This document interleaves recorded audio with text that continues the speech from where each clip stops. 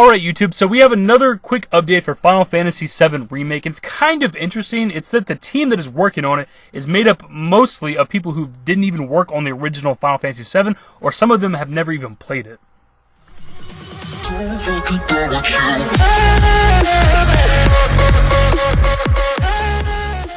Before we get into it, we are on the road to 10,000 subscribers, but our short-term goal, of course, is 8,000, so if you guys are new, please subscribe. So a lot of the dev team having never worked on the original Final Fantasy VII or having never played it at all is interesting to say. Like, that's the best way I can describe it, is interesting, because it's good and bad. Like, I don't think you had to have worked on the original game to work on the remake. They have people who've done that. They got Nomura and others who worked on Final Fantasy VII way back in the day, so that's fine. Not everybody has to have worked on the game. But for people to be developing and helping with the game that have never actually played the game, that's kind of weird to me. Like, I'm not saying everybody has to play Final Fantasy VII. It is my favorite game, so I'm kind of biased when it comes to what I think about the game. But, like, how have you not played this? This is one of the most popular games ever. And if you're somebody who knows that you're going to be working on the fucking remake, maybe set aside the, like, maybe 20 hours or so it takes, if even that. I don't know how long it takes to play the game. But set aside the, a couple of days or something out of your life to play the game before you start working on it. Like, it's one thing to have never worked on the game at all. Like, I've never, obviously didn't work on Final Fantasy VII, but I have a lot of knowledge of the game because I've played it throughout the years. But if you've never actually played the game at all, but you're somehow on the development team, that's kind of strange to me. As somebody who considers himself a pretty big fan of Final Fantasy VII and is very much looking forward to this remake, it kind of worries me that there are people on the development team who practically know nothing about the game. Anyways, we are almost 2 minutes in, so we should probably read over this article and this interview to kind of get some context of what it is we're talking about. Here we get into the interview portion. So CG World asks, how many people are there working on Final Fantasy VII Remake that previously participated in the development of Final Fantasy VII, such as yourself, Takai-san? And he responds, there are only a very few, starting with producer Yoshinori Kitase-san, director Tetsuya Nomura-san, and scenario writer Kusushige Nojima-san. There's only very few of us. Most of Final Fantasy VII Remake's developers are those with experience on the Final Fantasy series after Final Fantasy VII, along with new people who joined.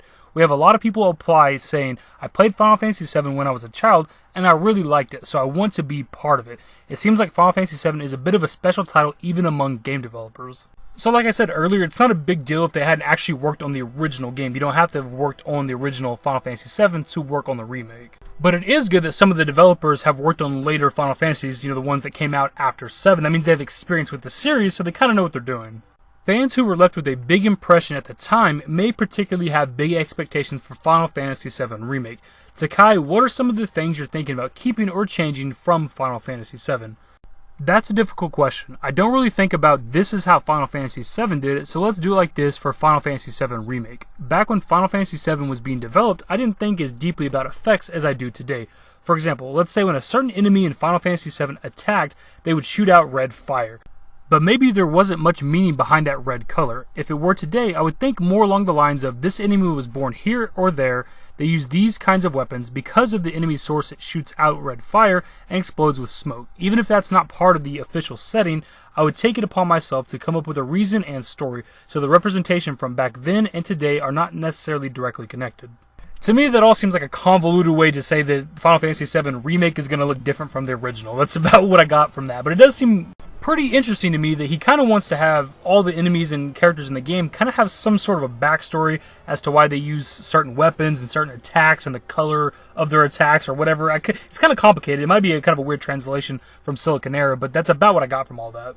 You previously mentioned that there were many cases of Final Fantasy VII Remake's developers saying in their application that they played Final Fantasy VII when they were kids. But what about you personally? What thoughts did you have going into the development of Final Fantasy VII Remake? Personally speaking, Final Fantasy VII Remake is a title that has a sense of generational change to it. Those who grew up playing Final Fantasy VII are now developers of Final Fantasy VII Remake, and they're gradually taking on more important roles. They are the ones I want to see give Final Fantasy VII a new shape. This time around, my role is looking over the art direction as a whole, as well as deciding on bigger specifications, and my focus is to create a work environment that makes it easier for everyone. So I want to make it a field that allows the younger guys to be more active. I say younger, but they're mostly in their early 30s, and while they're more aged than they were in the past, I believe they're people with plenty of activity to offer. So, a bit of a weird translation again on some parts of that quote, but it's kind of cool that this dude is letting the younger developers have a little more freedom on the project. Exactly what he's giving them more freedom on, we don't know, obviously. And of course, some of the people on the development team did grow up playing Final Fantasy VII. Not everybody didn't play the game. And it may or may not matter if people on the development team have or have not played the original game. I just feel more comfortable knowing that people working on the project have had their hands on the original game and kind of know what they're dealing with or whatever. But who knows? Having people on the development team who never really played much of the original game might be a good thing. They might have like a fresh set of eyes for the game and can think up some cool shit for, whatever battle scenarios, boss fights, cutscenes, or something like that. Who knows exactly? It might end up being a good thing. For such a young generation developing Final Fantasy VII Remake, what skills or abilities would you say are required? We're not exactly looking for those with knowledge on Final Fantasy VII, so they don't need to be too eager about that. Doing this would make it more Final Fantasy VII-esque is something that is difficult to put into words, and I think that's a part that Kitase, Nomura, and I will be handling. Rather than that, I believe it would be easier for those with knowledge on the latest 3D, CG, and tools, or on the graphics quality of global hit AAA titles. So it seems right there from that quote from the interview that they're not really using the younger development team to really keep it, like the original game, like the nostalgia factor of the remake. They're not worried about that because that's something that Kitase, him, and Nomura are going to handle. And I'm kind of more confident with that now because, of course, they worked on the original game. I'm confident that they can make us feel like we're playing the same game we played, 20 years ago. But that's at the same time, I want it to be a different game. I don't want it to just be a shot-for-shot remake. I'll say this in just about every video I do with Final Fantasy VII Remake. If they did a shot-for-shot remake, I would play it, I would enjoy it, I wouldn't mind that necessarily, but I do want it to be different, but I also want it to feel the same, which is very, very complicated, and that's the hardest part about remaking such a popular game like this. So basically, those who might say, I don't have much experience playing Final Fantasy VII, but I want to polish my career by working on a game with worldwide expectations might have a chance. Yes, what's important is that person's technique, sense, and will. Actually, among the current designers of the effects team, there are some who hardly even played Final Fantasy VII.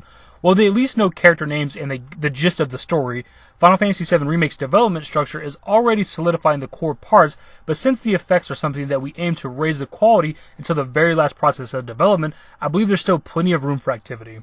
So kind of as we've gone through this interview, I'm not as down on it as I was near the beginning of the video. Like, it doesn't seem like too big of a deal at this point that the people who are on part of the development team haven't actually played much of the original game. We have Nomura, Kitase, and Takai working on, whatever they're doing on the project, exactly. We know Tetsuya Nomura is the director, this guy's the visual effects. I can't remember what Kitase is doing. But those three are focusing on what's going to keep it feeling like the original Final Fantasy, keeping it iconic, keeping them the nostalgia factor, as we've talked about a few times.